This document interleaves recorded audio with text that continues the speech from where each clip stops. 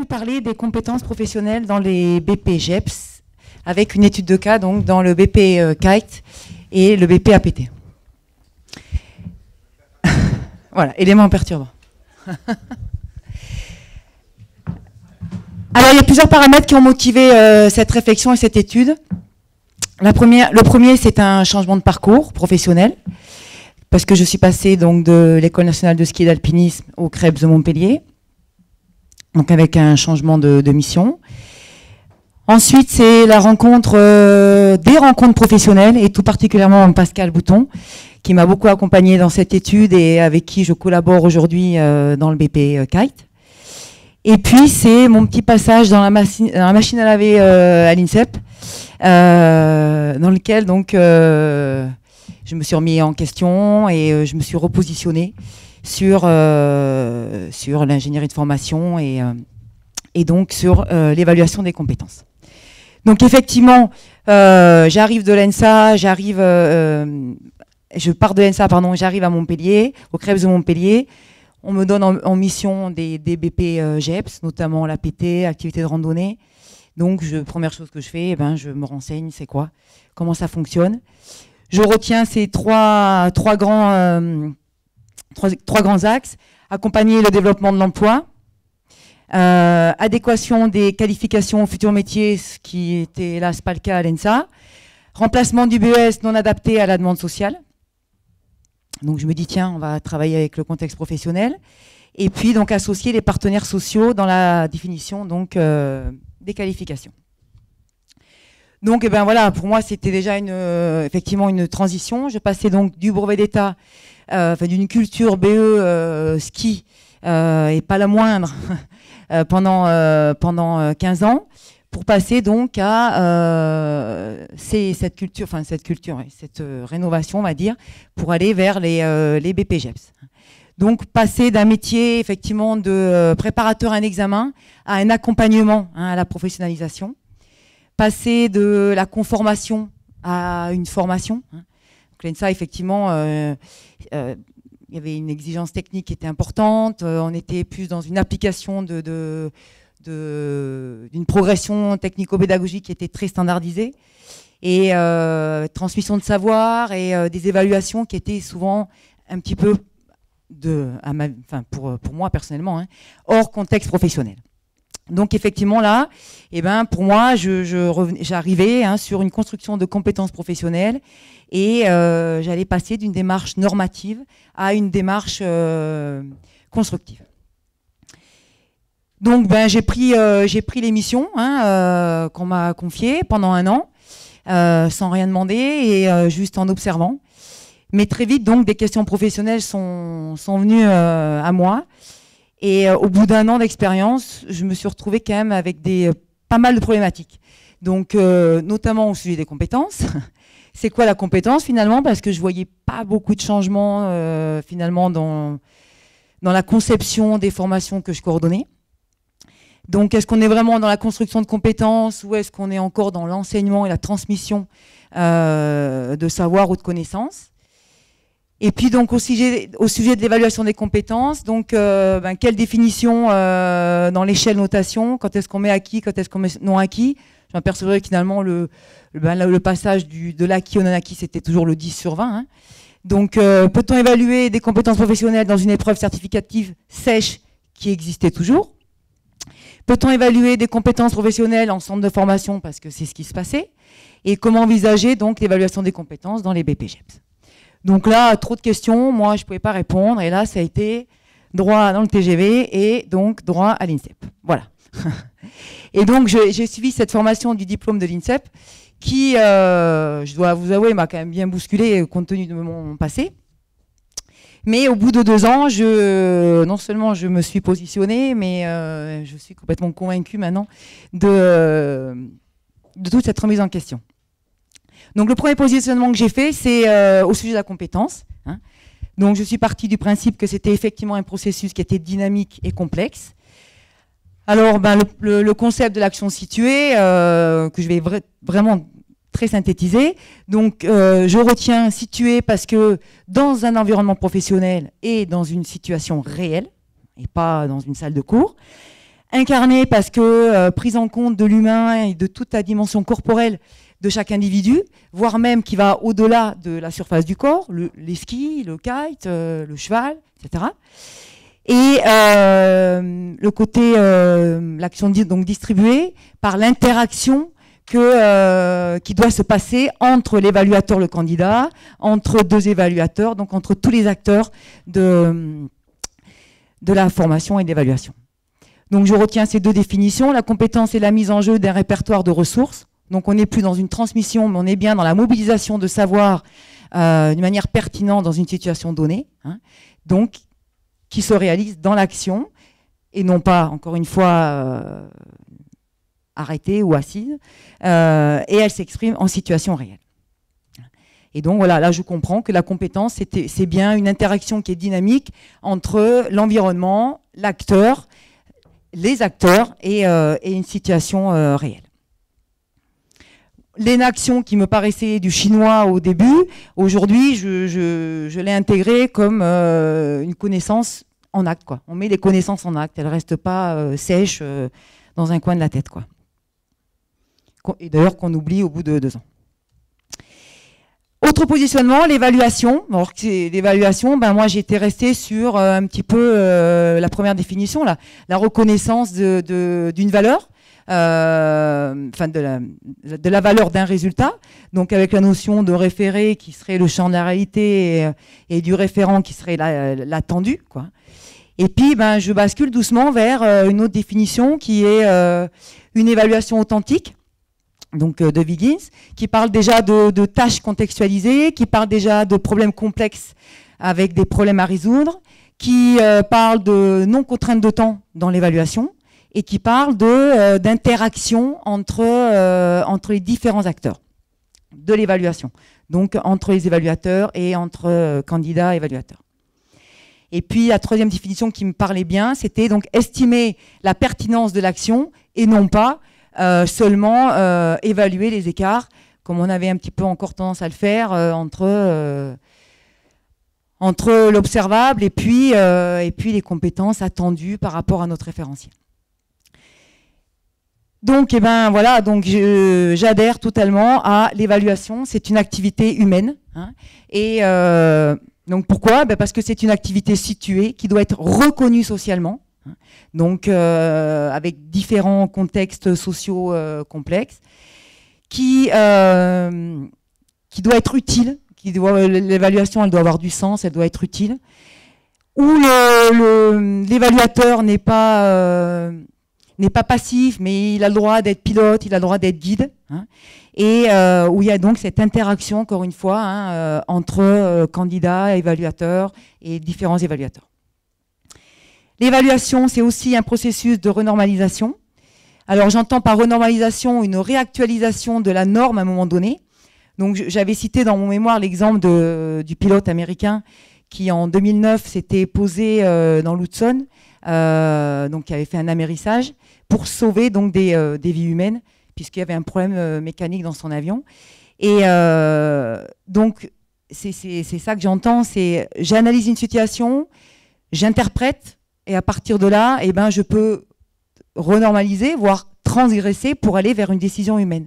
Donc là, la norme, en fait, elle n'a pas un statut décisionnaire, mais elle sert bien à discuter pour effectivement décider et arriver à on va dire, un compromis ou un jugement humain. Voilà.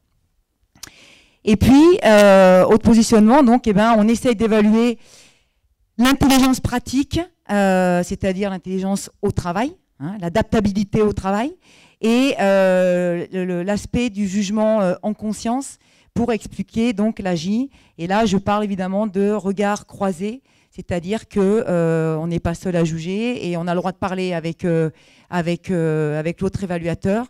Puis j'y reviendrai après, mais justement, c'est le croisement de ces regards qui ont des compétences, mais surtout un rapport différent dans la formation, qui fait qu'on peut peut-être diminuer la subjectivité et aller vers de l'intersubjectivité. Donc voilà pour le positionnement que j'ai pris et qui m'a permis donc de mener ce sujet d'étude qui était donc l'évaluation des compétences professionnelles dans les brevets professionnels. Pardon. De quoi s'agit-il? Étude de cas dans les BP, KITE et APT. Donc l'étude, je l'ai fait en fait sur 2 épreuves certificatives. Donc j'ai pris une épreuve certificative donc, de pédagogie pratique dans le BP-APT, où là j'ai réalisé 2 entretiens avec 2 évaluateurs, mais 2 évaluateurs qui étaient des formateurs, c'est-à-dire qui connaissaient les candidats. Et puis une autre analyse que j'ai fait donc grâce à Pascal, ici même d'ailleurs à l'ENV, qui nous a permis d'analyser l'activité d'évaluation en observant une épreuve certificative de pédagogie pratique dans le BP-KITE. Donc je vais la détailler un petit peu plus parce que c'était quand même particulier, j'ai jamais revécu ça et j'espère qu'on le revivra. Donc c'était vraiment, donc Pascal nous organisait dans le cadre d'un PNF chaque année, une semaine où on se retrouvait tous les membres du jury, enfin, potentiellement, qui peut être potentiellement jury dans le dispositif de certification sur le plan national. Et donc pendant cette semaine-là, donc le but de ce PNF, c'est évidemment de se coordonner sur ce dispositif de certification. Et pendant cette semaine-là, on a eu l'occasion d'utiliser une épreuve de pédagogie donc, pratique du BP-KITE. C'est-à-dire c'était une épreuve de rattrapage, donc une réelle, hein, qui était évaluée donc, par 2 évaluateurs qu'on a appelés les évaluateurs in situ, hein, qui étaient désignés comme jury officiel. Et nous, les gens du stage, en fait, on s'est appelés les évaluateurs blancs, on était observateurs. Et on pouvait donc, nous, analyser l'activité d'évaluation. Hein. Donc eux, leur résultat est évidemment officiel, et nous, c'était juste à titre de formation et de coordination. Suite à cette épreuve certificative, on s'est réunis en salle et on a eu un débat hein, entre les différents acteurs donc, de l'activité d'évaluation. Donc on a donné évidemment la parole en premier aux 2 évaluateurs officiels qui nous ont commenté leur observation et qui avaient donc donné, ils avaient mis leurs résultats mais ils ne l'avaient pas donné. Hein. Et puis après, nous, eh ben, les évaluateurs blancs, nous avons exposé notre observation, hein, qui était un petit peu guidée par un questionnement de Pascal au départ. Et là, évidemment, on a eu le droit à une confrontation hein, de plusieurs postures. Hein. Donc, les évaluateurs officiels, les juges officiels, donc, avaient validé le candidat, et les évaluateurs blancs ne le validaient pas. Et dans les évaluateurs blancs, il y avait un professionnel qui, lui, le validait. Voilà. Donc vraiment, on a eu un débat qui était quand même assez animé, hein, et dont je vous parlerai en termes d'études dans 3 diapos. Donc suite à ces verbatims faits avec mes formateurs dans le BP-APT et par rapport à ce débat, eh ben, effectivement, j'ai un petit peu regroupé tous ces retours dans des catégories de sens et j'ai fait donc 3 axes de réflexion. Donc le premier, c'est un processus dynamique de renormalisation. Donc là, je reprends hein, des petits verbatims. Donc il y a un formateur évaluateur qui me dit, moi personnellement, et apparemment, Jean-Paul fait comme moi pour la notation, je pars du global et après je rentre dans le truc. Ce qui veut donc dire que là, eux, la grille, ils s'en occupent pas. Ils ont d'abord globalement un ressenti, une impression, on donne pas, et après ils remplissent la grille en fonction de leur impression. Voilà. Donc on est quand même un petit peu dans de la renormalisation. Oui, quand c'est tangent, c'est bien de pouvoir s'appuyer là-dessus. Là-dessus, c'est donc la grille. Et c'est ça, du coup, qui va faire poser la balance. Cela permet aussi de trouver un compromis quand on n'est pas d'accord. Donc là, on est bien dans un consensus, hein, dans un compromis entre 2 évaluateurs. Et là, la norme, qui est la grille, sert bien à discuter pour prendre une décision. Hein. Donc on est aussi un petit peu dans une réactualisation de la norme par rapport à la grille. Là, il y avait un critère qui était obligatoire, il ne leur plaisait pas. Donc, il dit, bah, nous, on aurait mis non acquis, mais parce qu'on pense que, surtout pour un diplôme de niveau 4, c'était un peu pinaillé. Donc, en fait, eh ben, c'était non acquis dans l'observable, mais comme ils n'étaient pas d'accord sur le fait que ce soit obligatoire, et ben, ils ont quand même mis acquis. Donc là, ils ont quand même transgressé, donc renormalisé. Voilà. Autre axe de réflexion, accompagner un individu dans sa construction. Donc là, j'ai un petit peu inventé cette expression du formatif dans le certificatif. Ça veut tout simplement dire que donc, le formateur l'a dit, le formateur évaluateur, je pense qu'avec une épreuve ponctuelle, c'est impossible. Quand je suis allée évaluer un candidat que je ne connaissais pas dans une autre structure, je pense que je ne suis pas apte à évaluer la capacité de la personne à faire ce boulot. Donc là, c'est clair, si je ne connais pas et si je n'ai pas participé à la co-construction de l'individu, je ne peux pas l'évaluer. Donc, c'est pour ça que je dis le côté formatif dans l'épreuve certificative. Accepter de pratiquer l'illusion de l'objectivité. Donc, je pose la question, et alors pour diminuer le côté subjectif, qu'est-ce que l'on pourrait imaginer mettre en place? Et on me répond, de mettre des robots à la place d'hommes en jury, moi je ne vois pas comment. Lors d'une épreuve certificative, si les jurys ne connaissent absolument pas l'évaluer, c'est pas évaluable. C'est pas valable ou c'est pas évaluable, on peut le comprendre comme ça. Donc là, encore une fois, on apprécie une compétence par rapport à ce que l'on connaît aussi, par rapport à l'historicité et la valeur de chacun. Et le troisième axe de réflexion, donc, qui était donc là axé sur ce débat kite, évaluer, avoir des compétences ou être compétent. Donc lors de ce débat dont je vous parlais tout à l'heure, on s'aperçoit que les compétences observées et attendues ne sont en fait pas les mêmes pour la branche professionnelle et les évaluateurs de la commission du jury. Donc on voit l'attente d'un idéal pédagogique par les intervenants, le personnel de jeunesse et sport, voire de la Fédé. Parce que j'ai oublié de vous dire qu'en fait, dans les évaluateurs blancs, il y avait donc le ministère des Sports qui était représenté par l'ENV, par plusieurs je cherche le mot, collègues de DD, de DR, voire de CREPS, comme nous à Montpellier. Il y avait donc la Fédé, et puis il y avait la branche professionnelle. Et donc, la posture du professionnel, je vous dis, qui était donc différente de celle de jeunesse et sport, qui dit moi, j'ai trouvé ça pas trop mal, la mise en place n'a pas traîné, par rapport à ma façon de faire, il est dans les clous. Je ne sais pas si je ferais mieux dans des conditions aussi difficiles, je trouve qu'il s'en est bien sorti. Donc, effectivement, là, ça renvoie par rapport à mon positionnement de départ à l'intelligence pratique au travail, à savoir que, je vais commencer par le bas. Nous, jeunesse et sport, on a plutôt tendance à former, voire à évaluer une compétence métier, avec cet idéal pédagogique, avec une démarche d'enseignement, avec l'évaluation d'interventions pertinentes en termes de savoir-faire que l'on pourrait éventuellement reproduire. Alors que le professionnel, lui, il était dans « j'évalue s'il est compétent aujourd'hui ». Dans ces conditions-là, avec ce public-là, à cet endroit-là. Et donc, c'est pour ça qu'on a appelé ça une compétence peut-être emploi, qui serait plus visée en structure par la branche professionnelle, qui évalue donc cette intelligence pratique au travail pendant toute la période en entreprise et le jour J, le jour éventuellement de l'examen. Voilà.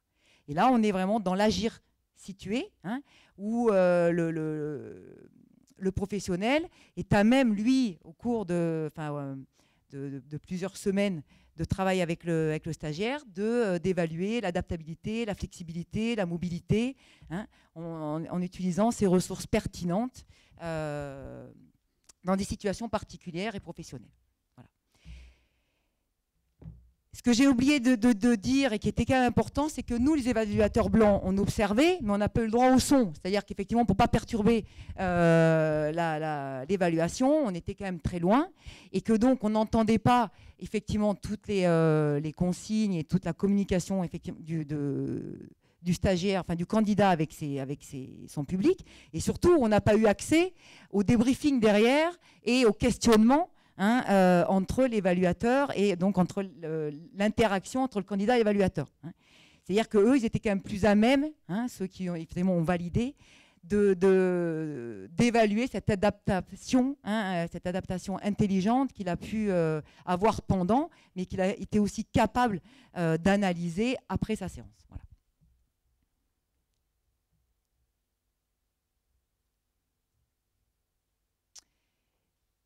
Voilà. Donc à partir de là, ma pratique professionnelle, c'est un petit peu bouleversée. Donc j'ai essayé donc de donner du sens aux connaissances. Alors là, j'essaye toujours. Hein. Bon, et j'ai des réticents, des résistants, mais plus ça va, plus je prends confiance. Donc je m'impose peut-être un peu plus.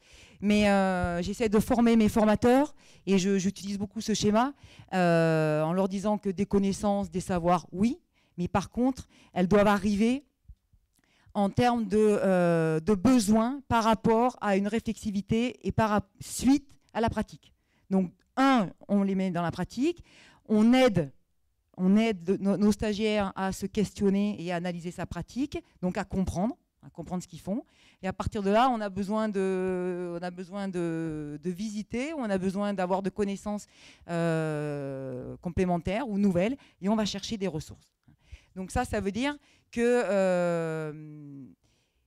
dans le choix de mes intervenants, déjà, ça a été une difficulté, ça a été une de mes priorités, hein, et que derrière, effectivement, j'impose un peu une démarche de formation. Hein.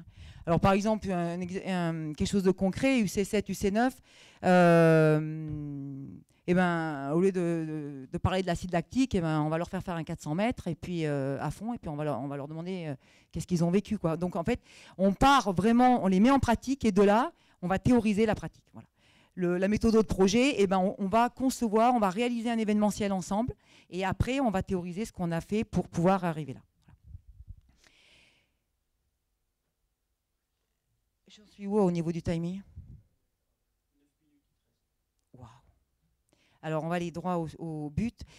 Concevoir les outils propices à la collaboration avec le milieu professionnel. Donc là, toujours avec Pascal, lors d'une formation tuteur, on a demandé aux tuteurs de nous lister des paramètres d'appréciation en vue de, qu'est-ce qui leur permettait de juger les compétences pendant et lors à la fin, et lors du stage en situation. Donc là, ils nous ont listé plein de paramètres qu'on a regroupés, hein, et en quatre axes. Et cette grille, ils l'ont avec eux. Ils doivent la rendre à l'ENV à la fin du stage.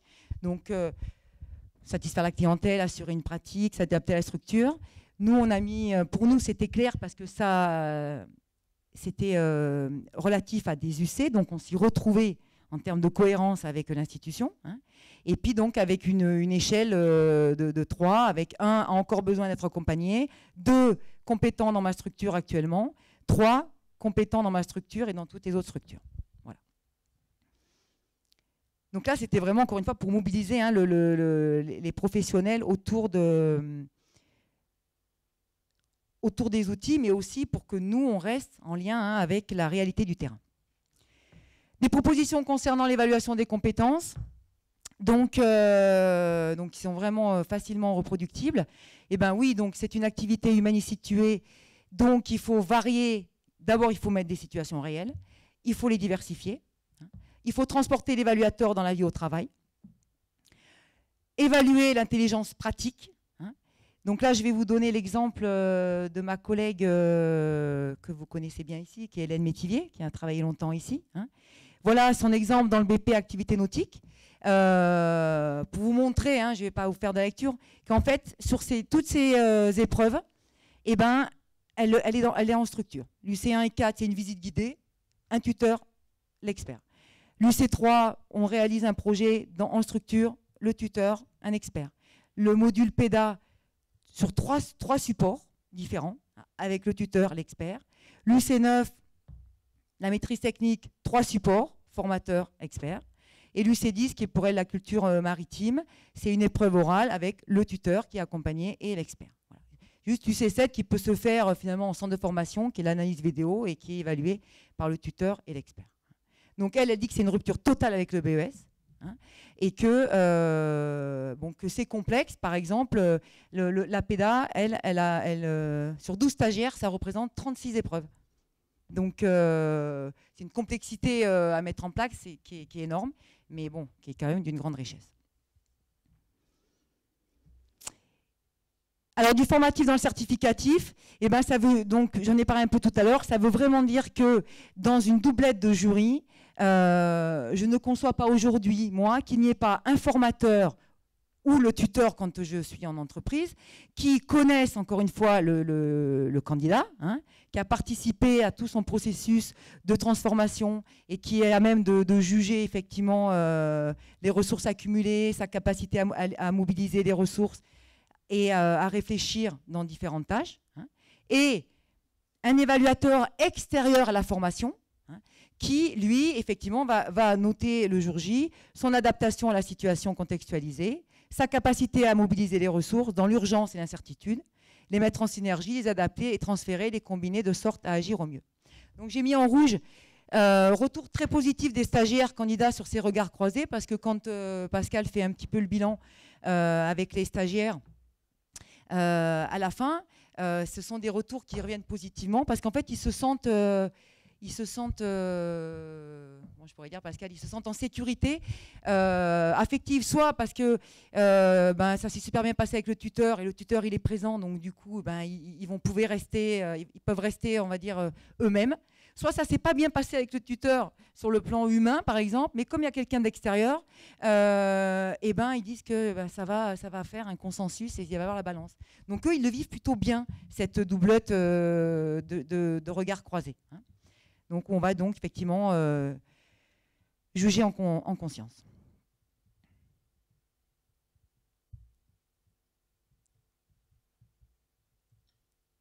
Donc là, je vais pas si vite, hein, il me reste plus que 2 minutes, c'est ça?